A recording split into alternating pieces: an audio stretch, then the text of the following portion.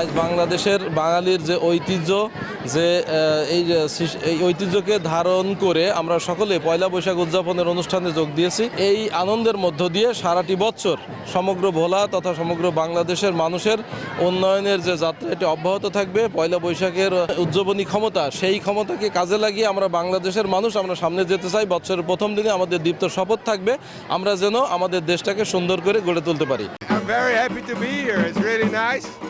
And for me it's very special. I've never seen something like this before.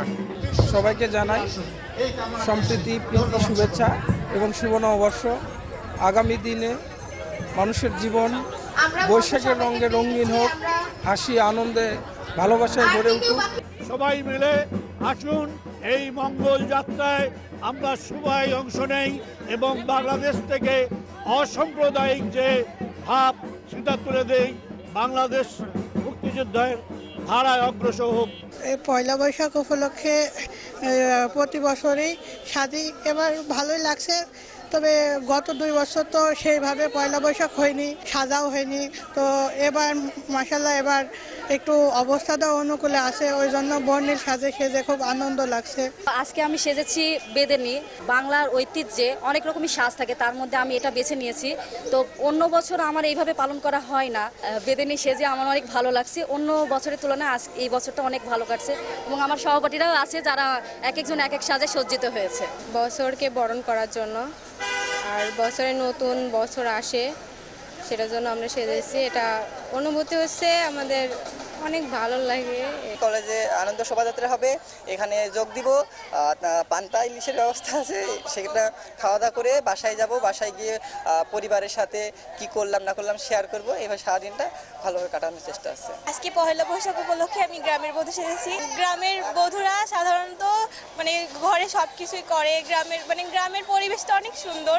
তো আমার গ্রামের বধূ সাজতে অনেক ভালো লাগে। বাঙালির যে হাজার বছরের ঐতিহ্য রয়েছে, সেই সংস্কৃতিকে ধারণ করে বাঙালি আজকের দিনটি উদযাপন করবে এবং একই সাথে বাঙালির যে বন্ধন রয়েছে সেই বন্ধন আরও অটুট হবে, সুদৃঢ় হবে। নতুনভাবে আমরা শুভ নববর্ষ পালন করছি।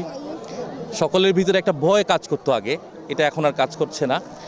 আমরা স্বতঃস্ফূর্তভাবে 1432কে স্বাগত জানিয়েছি এবং এই স্বতঃস্ফূর্ততায় প্রমাণ করে মানুষের ভিতরে কতটুকু আনন্দ, মানুষ কত ফ্রিলি মুভ করছে। বাঙালির সংস্কৃতি কোনো অবস্থাতেই ধর্মকে বাদ দিয়ে নয়, ধর্মকে বাদ দিয়ে সংস্কৃতি হইতে পারে না। ধর্ম আমাদের সংস্কৃতিকে ঐতিহ্যমণ্ডিত করেছে, সে হিন্দু, মুসলিম, বৌদ্ধ, খ্রিস্টান যত ধর্মই হোক। সংস্কৃতি হচ্ছে আমাদের ঐতিহ্য এবং আমরা আমাদের এই ঐতিহ্যকে তুলে ধরতে চেয়েছি।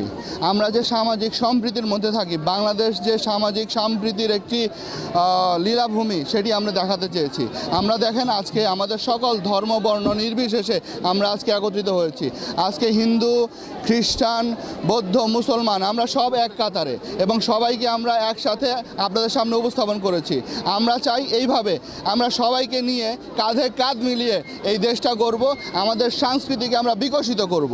আমরা সবাই মিলেই আশাবাদী খুব সুন্দরভাবে বাঙালির ঐতিহ্য, হাজার বছরের ঐতিহ্য পয়লা বৈশাখ, এটা সুন্দরভাবে উদযাপিত হবে। আমাদের নারায়ণগঞ্জটা একটা শান্তিময় নারায়ণগঞ্জ হিসাবে গড়ে উঠুক এবং সকলের ঐক্যবদ্ধ প্রচেষ্টার মাধ্যমেই সেটা সম্ভব। আজকে বর্তমান সরকারের আমলে এই জেলা প্রশাসন উদ্যোগ নিয়ে আজকে এই মুক্ত আকাশে যে বৈশাখী মেলা আয়োজন করেছে, তার জন্য নারায়ণগঞ্জ মহানগর বিএনপি তাদেরকে ধন্যবাদ।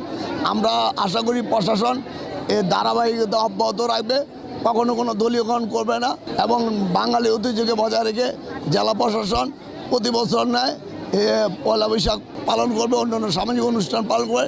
এই নববর্ষ উদযাপন, এই 15 বছর ফ্যাসিস্ট সরকার এটাকে দখল করেছিল। আজ আমাদের ভারপ্রাপ্ত চেয়ারম্যানের দায়িত্ব নিয়ে আজকে এই উৎসব, এই সংস্কৃতি আমাদের এদেশের মানুষের মাঝে ফিরিয়ে দেওয়ার অঙ্গীকার করেছেন। সেই আলোকে আজকের এই শোভাযাত্রা, আজকে এই বর্ষবরণ উৎসব। আজকে পটুয়াখালীতে স্বতঃস্ফূর্তভাবে দলীয় নেতাকর্মীরা এবং জনগণও আমাদের এই র্যালিতে অংশগ্রহণ করেছে। বিভিন্ন রঙের সেজে বাঙালি কৃষ্টি, তারা সংস্কৃতি সবাইকে প্রদর্শন করছে। আজ পটুয়াখালীতে রঙের একটা ছোঁয়া লেগেছে, বৈশাখী রঙের ছোঁয়া লেগেছে। জুলাই অভ্যুত্থানে শেখ হাসিনার পতনের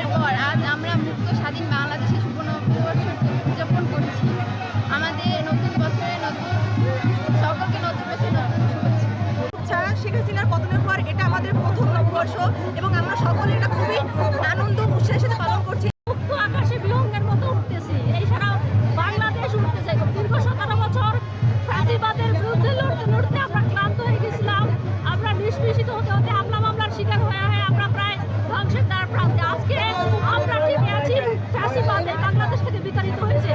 মুক্ত একটা নতুন নববর্ষ উদযাপন করতেছি, আমরা খুব ভালো লাগতেছে। এই আমরা সবাই এই বাংলাদেশে মিলেমিশে থাকতে চাই। কোনো স্বৈরাচারের স্থান এই বাংলাদেশে হবে না, তা সে যেই স্বৈরাচারী হয়ে উঠতে চাইবে তাকেই আমরা এভাবে দমন করব।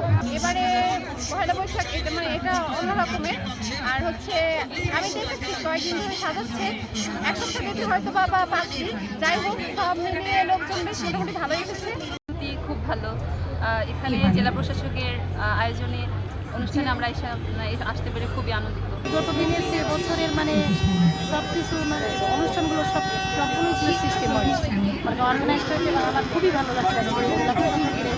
আজ শুভ নববর্ষ, আগামী বছরটা যেন আমাদের খুব ভালোভাবে কাটে, এই আমাদের প্রত্যাশা। এবং এই শুভ নববর্ষটা হলো আমাদের আনন্দ উৎসব। সবাইকে জানাই শুভ নববর্ষের শুভেচ্ছা।